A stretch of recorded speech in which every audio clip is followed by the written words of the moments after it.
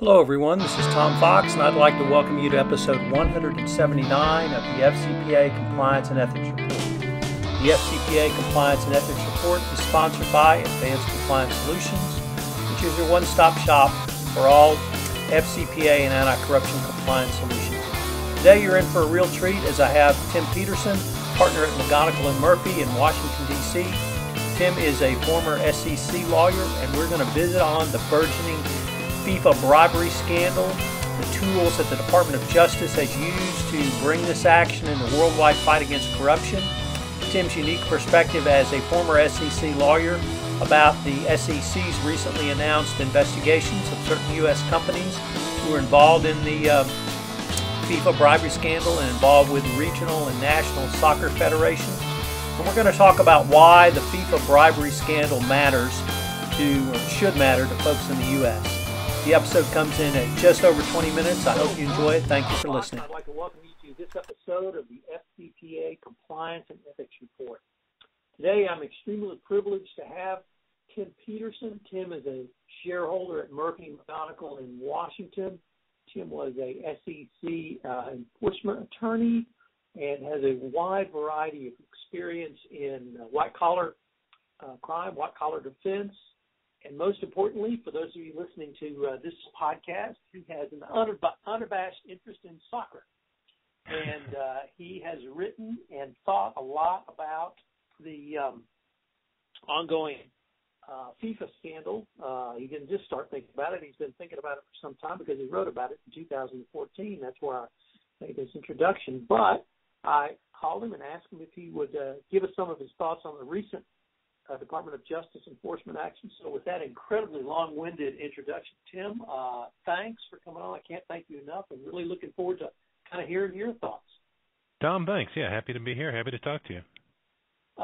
Tim, the really stunning thing about the department's announcement last month when they announced the indictments and arrests of 18 officials from FIFA, many in Switzerland, some here in the United States of North America and others in other parts of the world, was that this was not a Foreign Corrupt Practices Act case. This was a case based on violations of other criminal statutes. So could you maybe walk us through some of the things you saw from the indictment and how they might point towards the department's focus on corruption across the globe? Sure, yeah. You know, you're right. That was an interesting thing, and I think it's the thing that a lot of we practitioners saw right off the bat when the indictment came out, that there was no FCPA charge in there. That said, just among the people you talk to on the street, this is known as a FIFA bribery case. Obviously they brought this under RICO, and there's certain advantages to that. It makes sense when you look at the entirety of what they were trying to do. I mean, RICO enables the government to pull together a lot of very diverse activity under one banner. So they're not trying to prove up one particular bribe or one particular bribery scheme. They can take a lot of disparate acts and allege one continuing enterprise. In some ways, that makes their job easier. It also lets them reach back further. Under RICO, they only need one predicate act within the last 10 years and another act beyond that. So they can pull in a lot of activity under RICO that they might not have been able to under FCPA. As a policy matter, it's interesting, though, because as a policy, I think the government really does want to emphasize the anti-corruption aspect of this. And that's a benefit they don't have in this. If I could stop you there, you used a term that we don't hear in the FCPA space, but obviously you're familiar with, and that's predicate act. Could you explain what a predicate act is under RICO? Yeah, under RICO, the person being charged has to be charged with committing some sort of illegal act that furthers the conduct of the enterprise involved. So FIFA being the enterprise, there has to be some other illegal act that contributes to the maintenance or ongoing work of the enterprise. In this instance, the government's alleged wire fraud. or the bribery itself as an underlying activity that supports the overall organization. Okay, and I'm sorry I interrupted you because you had moved from sort of the specifically around the RICO statute itself to more of the policy issues you were beginning to articulate for us you saw in this enforcement action. So back to the policy issues you were able to figure out or at least saw from the indictment. Yeah, well, I think that's one benefit of a case where you see an FCPA charge is it's very specific. The government is able to say this illicit activity, this bribery of a foreign official is something that we're proscribing, not simply wire fraud or money laundering or something more general.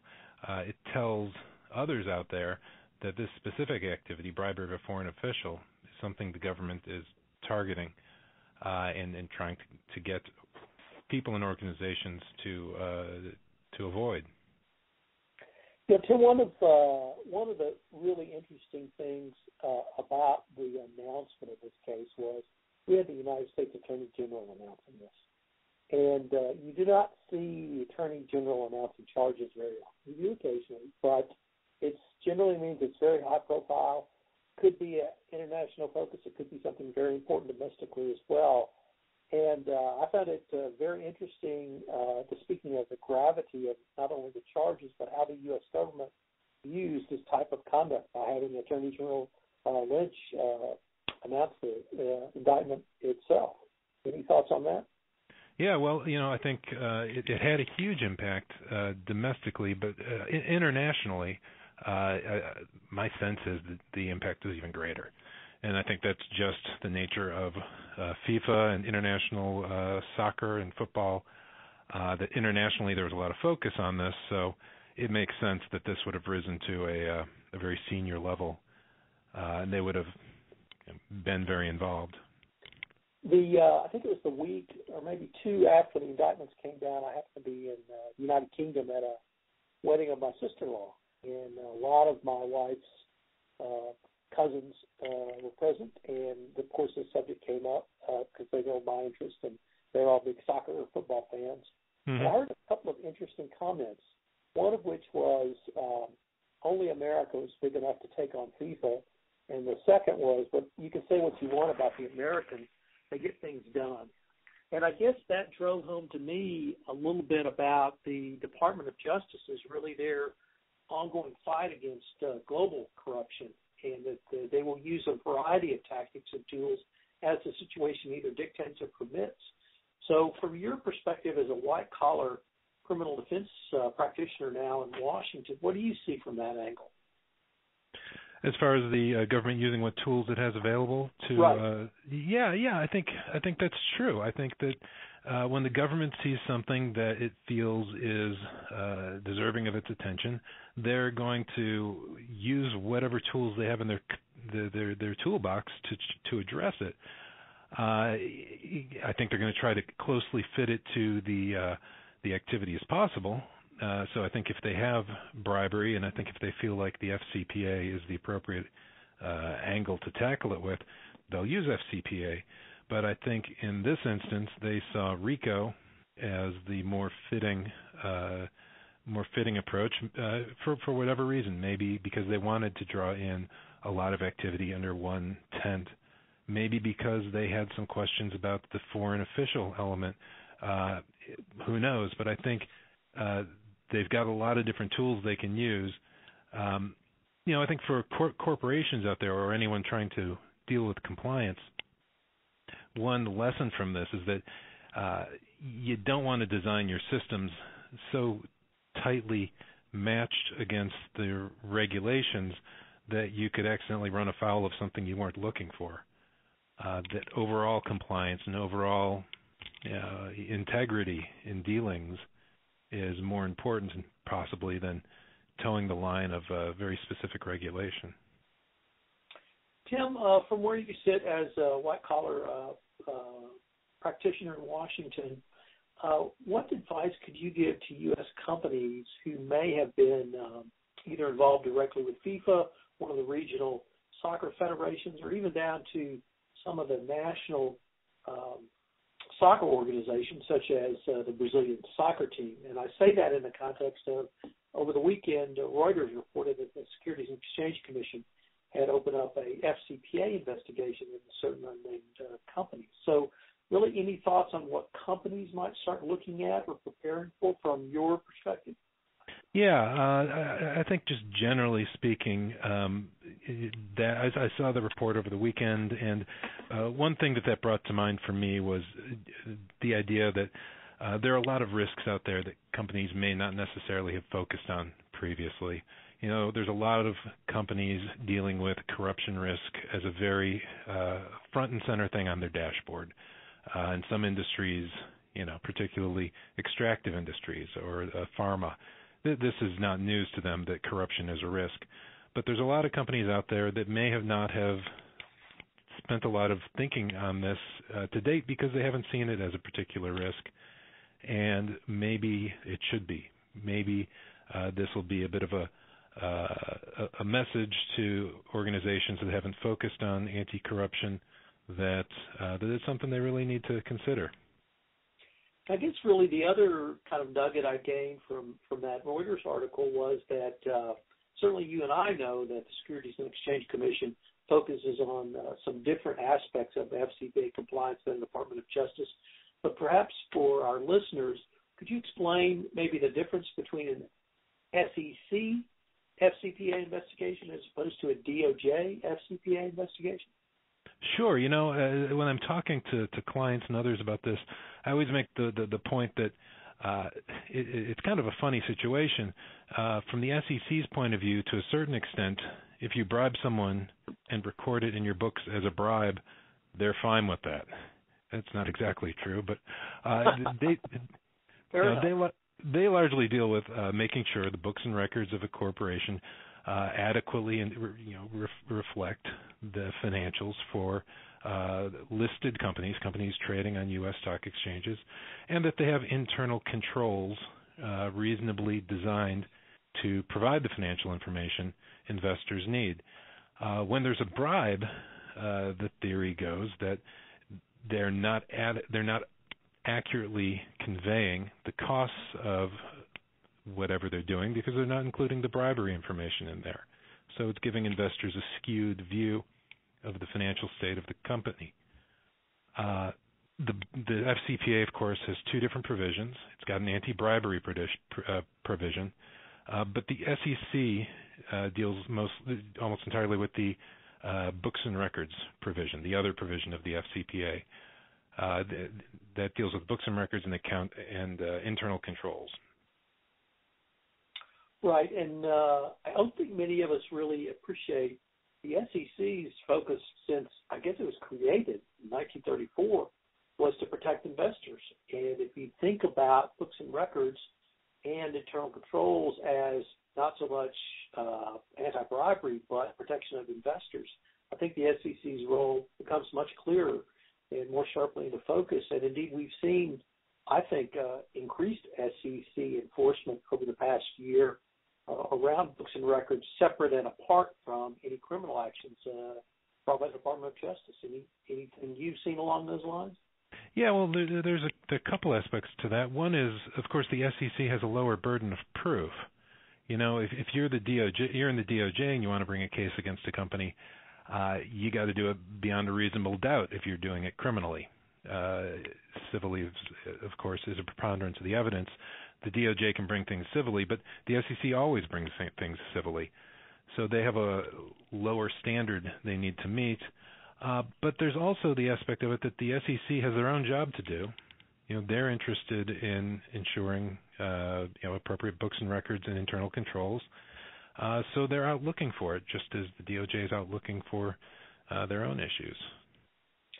And I think that most of us sort of think of FCPAs as one omnibus focus, but really in the last year I've seen that from the SEC, and I see a more robust SEC enforcement of their charge and their FCPA focus. So because some of the allegations in the FIFA bribery scandal either don't reach are not covered by the FCPA criminal side, or the statute of limitations as run on the criminal actions, perhaps we could see a more robust SEC investigation and enforcement, which would lead to more visibility for the agency going forward. It could be. One thing to keep in mind, of course, though, is the SEC needs an issuer involved. They need to focus on companies on U.S. exchanges. That can include foreign companies that have ADRs on U.S. exchanges, but they are limited in that respect. Right. But if you're one of those U.S. companies whose names have been bandied around, I sure hope you're looking at your books and records and your internal controls about now. Yes, I agree. So, Ted, let me finish up by posing to you a question that was posed to me by a colleague, and see what your responses were, and I certainly will share mine. But the question was, why, as an American, should we care about FIFA corruption in the FIFA indictments? So what do you think on that one? Why should an American? Well, that kind of begs the question of why do we care about corruption at all? I don't think there are certain industries in which we're willing to accept corruption. So there's no reason we should really segregate out FIFA as something where we just sort of give a wink and a nod to that foreign entity out there where those guys do their thing. Corruption is not something that should be, tolerated generally. And on top of that, FIFA is, globally speaking, such an enormous institution. I think most people in the U.S. appreciate that. Of course, there are some that don't. But if you're trying to tackle corruption globally, you've got to go and look at the biggest players globally. And FIFA certainly fits that bill. So I'd be interested in what your thoughts are. Why would an American care about the FIFA indictment? Well, certainly I agree that worldwide corruption is a scourge for all of us. And the Department of Justice and the United States government has taken a very firm stand that they are going to combat that by any means that's available to them. I think the FIFA corruption scandal has touched U.S. companies, and so that's something directly in the wheelhouse of the Department of Justice and the Securities and Exchange Commission. But on a broader level, I absolutely agree that as the biggest sports organization, or perhaps at least co-equal with the Olympics, FIFA has held themselves out above the law for quite some time. And these allegations of corruption are not particularly new. I think many have raised these before. You and I wrote about some of these things last year. The Sunday Times of London was reporting these allegations around bribery and corruption around the award of World Cup bids to Qatar and Russia as early as 2010. And FIFA is not really seem inclined to self-regulate or change too much. Go ahead. I'm sorry. Yeah, something you said just there kind of rang a bell with me. Another important point, I think, is this addresses sports generally. I mean, FIFA plays a very large role globally. Sports play a very large role in people's lives, in the economy. There are entire channels devoted to sports. People take it very seriously. Bringing this case against FIFA brings the focus onto integrity in sports, which is something that it deserves attention. So maybe for that reason alone, dragging sports into a compliance focus, the FIFA case has some importance for Americans. Well, I couldn't agree with you more, and you articulated it much more specifically than I did. So thank you very much for that. But no, I absolutely agree with that point. And with the, and I guess I would just conclude from my perspective that this is the Department of Justice making a very powerful statement that they will enforce U.S. laws when appropriate against those parties who violate them. And if the Department of Justice is successful in these prosecutions, I think it will send a very powerful message across the globe. I think that's right. And, I think one last thing about this to point out is I think this has legs. I don't think we've seen the last of activity arising from the incidents that are being alleged. I'm afraid to say I have to agree with you because I think the level of corruption within FIFA was much higher up and conceivably could go much further down. And whether those are prosecuted or their settlements or some other result, I don't know at this point, but you're absolutely right. It does have legs, and I don't think we've heard the end of this. Yeah. Tim, unfortunately, we're near the end of our time, but I was wondering if any of my listeners or our listeners wanted to follow up. Could they contact you via email, and if so, how would they do it? Absolutely, yeah. You can Google me, Timothy Peterson, at murphymcgonagall.com, but my email address is tpeterson, that's S-O-N, at mmlawus.com. Well, Tim, always a pleasure to catch up with you. You really had some interesting insights into this. I know it's something that you and I both followed and are quite interested in. So about the best most certain I could say is this conversation will continue. Absolutely. Yeah, Tom, always good to talk to you. Hello again. This is Tom Fox. I'd like to thank you for listening to this episode of the FCPA Compliance and Ethics Report. I have two call to actions for you. The first is if you have any questions you would like answered, please email them to me for our upcoming mailbag episode. The second is please go to iTunes and rate this podcast. Thank you very much for listening.